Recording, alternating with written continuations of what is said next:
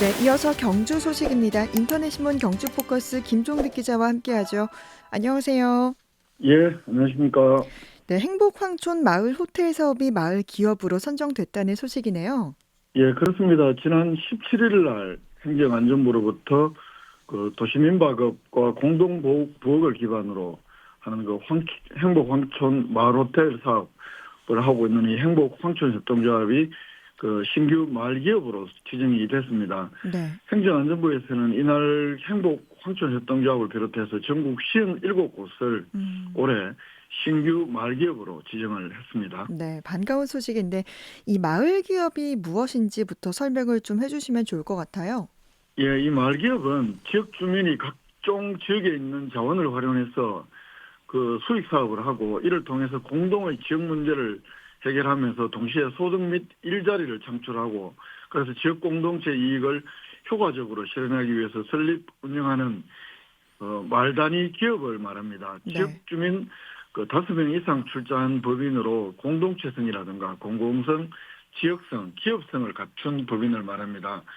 그 지자체가 자체적으로 추진하는 것이 예비 마을 기업이 있고 여기보다 한 단계 더 높이 이제 행정안전부가 지정해서 지원하는 마을 기업으로 구분이 되고요. 네. 또 마을 기업 발전 단계에 따라서 신규 1차로 처음 지정되는 신규 그리고 2차로 재지정 그리고 이제 고도화되는 단계 3차 지정 이렇게 세 개로 이렇게 구분이 되는데 행정안전부는 2009년 첫 마을기업을 지정한 이후에 지속된 사업으로 이 지역 주민이 각종 지역 자원을 활용해서 소득과 일자리를 창출하고 동시에 지역 활성화와 지방 소멸에 대응하는 순기능을 수행하고 있다 이렇게 밝히고 있습니다. 네. 그런데 이게 처음 시행할 때만 해도 1차 연도에 5천만 원, 또 2차 연도 지정기업에 3천만 원, 또 3차 연도에 지정이 되면 2천만 원 이렇게 총 마을기업으로 지정이 되면 네. 최대 3년간 1억 원을 지원을 했습니다만 네.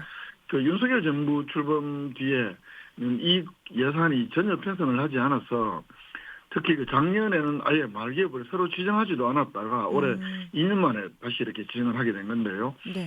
이 행정안전부 통계로는 2023년 12월 말 기준 전국에 1,800개의 마을기업이 있고 경북 도내에는 148개가 있는 것으로 집계가 됩니다. 네. 그러니까 말씀하셨듯이 지난해에는 마을 기업을 새로 선정하지 않았다는 거죠? 그렇습니다. 이 행정안전부에 따르면 작년에는 관련 예산이 전혀 편성이 되지 않아서 아예 마을기업을 새로 지정하지 않았고요. 네. 그런데 이 지원금이 없더라도 마을기업 지정이 필요하다는 현장의 목소리 또 국회의 요구 등을 반영해서 올해부터 지정과 지원을 분리해서 지원금 없이 신규 마을기업을 지정하게 됐다는 것이 행정안전부의 설명입니다. 네. 이 행복황촌협동조합은 이제 신규로 지정된 마을 기업이라서 정부 지원금은 없죠? 그렇습니다. 행복황촌협동조합처럼 올해 새롭게 지정된 이제 마을기업에 대해서는 정부 지원금이 일단은 없습니다. 네. 그 이번에 2차로 재지정된 마을기업은 아예 없었고 또 네. 3차로 지정된 고도화 마을기업에는 2천만 원의 지원금을 준다고 하는데요. 대신에 이렇게 단계별 지원금을 없애는 대신에 이 우수 사례 확산을 위해서 그 우수 마을기업으로 지정이 되면 최대 7천만 원, 또 기업성이 뛰어나서 간판 마을기업으로 그 평균 연매출이 3억 원 이상인 그 모두의 마을기업, 이게 행정안전부에서 분류하는 단어인데 모두의 네. 이 사랑해자를 써서 이 모두의 마을기업으로 이렇게 분류가 되면 최대 1억 원까지 지원할 계획이라고 행정안전부는 이날 밝혔습니다. 네. 이번에 이 새로 마을 기업을 지정하면서 이 행복황촌은 우수 사례로 소개가 됐다고요? 특별히 우수 사례다 이렇게 꼭 집어서 이야기는 하지 않았습니다만 행정안전부 17일 날 이 마을기업 선정에 관한 보도 자료를 배포를 하면서 그 2025년 마을기업 대표 사례 4곳을 이렇게 예를 들어서 이 보도자료 맨 꼭대기에 소개를 하고 있는데 네. 여기에 그 행복황촌의 사례를 맨 꼭대기에 올려놓고 있는 걸 네. 보면 적어도 이제 좀 그 잘하고 있는 사례로 눈여겨보는 것 아니냐 이런 네. 분석이 가능할 텐데 행정안전부에서는 그 이 행복황촌에 대해서 도시민박업이다 이렇게 소개를 하면서 아까 말씀드렸다시피 이 주택 빈방 빈집을 활용한 마을 호텔 운영으로 관광객 유입과 마을 소멸 위기 극복에 기여하고 있다 이렇게 소개를 하고 있고요. 네. 이 행복황천협동조합이 운영하는 마을 호텔은 이 도시 이 지역에 그 국비하고 들어서 도시재생 거점 시설로 건립을 한 이 황천 게스트하우스를 비롯해서 빈집을 개조하고 이 민박업을 하겠다고 들어온 16개 업체가 도시민박 업체가 참여를 하고 있습니다. 행정안전부에서는 이 그동안 법적 근거 없이 이 시행 지침으로만 운영된 말기업 지원 정책을 안정적으로 추진하기 위해서 가칭 말기업 육성 지원에 관한 법률 제정에 적극 협조할 계획이라고 이렇게 덧붙였는데 네. 이 관련 법안이 제21회 국회에서 여야 국회의원이 대표 발의한 6개 법안이 지난 2월 달에 국회 행정안전위원회 법안 소위에서 논의된 바가 있다고 합니다. 전국 1,800개 마을기업 가운데 인구 감소 지역에 있는 것이 39.1%, 703개, 네. 그리고 청년 마을기업이 그 전체의 한 5.5%인 99곳이 운영 중이라고 행정부는 밝히고 있는데, 네. 아시다시피 행복황천 마을호텔은 이 빈집을 활용해서 뭐 17개 도시민박업체가 참여를 하면서 언론이나 또 전국의 도시재생 지역에서 많은 관심을 모으고 있으면서 그 견학도 많이 오고 하고 있는 이런 뭐 핫한 네. 지역이 되고 있는데요. 문제는 이 도시민박업에 대해서 이게 워낙은 외국인 관광객만 투숙을 하고 있는데 이 도시재생 특별법에 의해서 그 내국인도 도시재생 지역에 사는 마을기업은 내국인 관광객도 투숙할 수 있도록 이렇게 특례 조항을 두고 있는데 네. 이 특례 조항이 앞으로 얼마만큼 지속될 수 있을 것이냐, 또 그리고 여기에 대해서 얼마만큼 또 여기에 사실은 이윤이 남아야 뭐 네. 협동조합 형태로 운영이 될 텐데 현재 이렇게 뜨거운 관심을 갖고는 있지만 앞으로 해결해야 될 과제도 많은 것으로 이렇게 전문가들이 지적을 하고 있어서 네. 이 성공과 실패 여부는 앞으로 좀 더 지켜봐야 될 것으로 보입니다. 네. 그리고 다음 소식은 2023년 7월 경주에서 발생한 우편물 도착 안내서 관련해서 이 보이스피싱 일당 중 주범인 A씨가 경찰에 구속됐다는 소식이네요.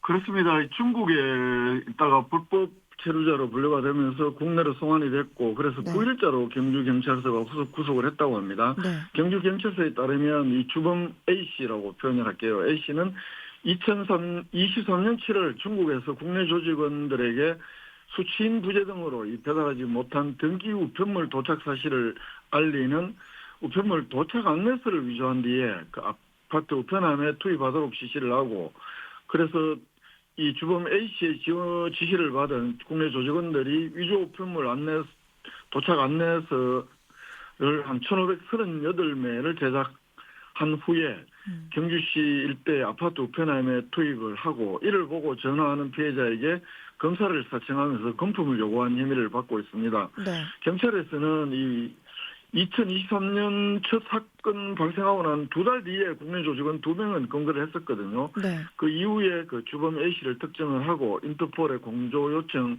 뭐 이런 추적을 계속한 끝에 최근에 그 불법 체류로 강제 추방된 A씨를 국내로 송환을 하고, 그래서 지난 9일자로 구속을 했다 이렇게 밝혔습니다. 네. 정말 한때 핫했던 사건으로 기억이 나는데 처음에 이 사건이 알려진 계기는 어떻게 됩니까? 이게 주민들의 그 의심 신고로 처음 알려진 게 2023년 7월 26일 이전이었습니다. 네. 그 우편물 도착 안내서를 위조해서 우편함에 넣어두고 이를 본 주민들이 이 문의 전화를 하면 신분증을 우편함에 넣어둬라. 그리고 우편물이 검찰청에 있다고 네. 하는 등 그 보이스피싱을 시도하는 것이 포착이 된 건데, 그래서 경찰에서는 그 경주시 우체국 등과 함께 이렇게 공조를 해서 위조 우편물 도착 안내서를 당시에 수거를 시작을 했고, 네. 또 그러면서 그 아파트 관리소장이라든가 지역 동장 등을 상대로 이게 신종 보이스피싱 수법이다라고 이렇게 좀 전파를 했고, 그래서 네. 실제로 당시에 피해는 뭐 거의 없었던 걸로 파악이 되는데요. 아까 말씀드린 대로 2달 뒤에 이 사건 피해자 2명을 검거를 했고, 이번에 그 주범을 검거를 한 건데, 네. 이 사건을 계기로 그 일부 우체국에서 사용하던 그 수기 형식의 우편물 도착 안내서는 모두 전자서식으로 변경을 하는 등 제도 개선을 이끌어냈다고 경주경찰서는 밝혔습니다. 그리고 네. 최근에도 청첩장이라든가 택배, 관공서 사칭과 같은 신종 보이스피싱이 많이 발생하는 만큼 문자나 이 카카오톡으로 받은 인터넷 주소는 일절 클릭을 하지 말고 음. 또 모르는 앱이 설치되지 않도록 보안 설정해 달라 이렇게 당부도 하고 있고요. 실제로 많이 경험해 보셨을 텐데 등기 불멸의 경우에 지금도 전자 우편물이 도착 안내서가 붙어 있는 경우들이 집에 뭐 부재 중에 있으면 네. 우체국에서는 실제로 이제 실제 등기 우편을 찾아갈 때 그때만 신분증을 보여달라고 음. 요구를 하지 뭐 네. 우편함에 넣어두라거나 이런 경우는 절대 없다. 실제 이제 등기 우편을 바꿀 때만 신분증이 필요한 것이다. 이 네. 점을 유념해 달라고도 강조를 하고 있습니다. 네. 정말 날이 갈수록 이 보이스피싱 수법도 발전하는 것 같아서 참 조심해야 할 부분이고요. 예, 그 맞 한 가지만 더 붙이면 네. 최근에는 또 뭐 금융결제원, 뭐 예탁보험 뭐 결제원 이런 데서 금융정보 제공 조회가 됐다라든가 이런 어. 안내 서류에 보이스피싱 저도 직접 경험한 일이기도 하고요. 네. 이게 뭐 거의 형식이 비슷해서 네. 하면 전화를 거는 순간 이게 보이스피싱으로 뭐 자동으로 이렇게 연결이 된다고 하는데 네. 각별히 좀 그런 정체가 불명한 우편물에 대해서는 검색도 음. 해보고 좀 주변에 물어도 보고 해서 이런 피해들을 당하는 일이 없어야 되겠습니다. 네. 정말 이 확인이 되지 않은 URL이라든가 개인 예, 정보는 예. 정말 조심해야겠습니다. 마지막 소식으로 간포항 개항 100년 특별 전시회가 열린다는 소식이네요. 그렇습니다. 어제부터 23일까지 간포항 개항 100년 특별 전시회가 옛 경주 옆자리 경주문화관 1918에서 열리는데요. 경주시가 주최를 하는 행사인데 올해 개항 100년을 맞이한 간포항의 역사를 되돌아보고 미래에 대한 전망도 함께 고민해보는 그런 다양한 전시로 구성이 되는데 입장료는 없이 무료로 운영을 한다고 합니다. 네. 그럼 어떤 내용들이 전시가 됩니까?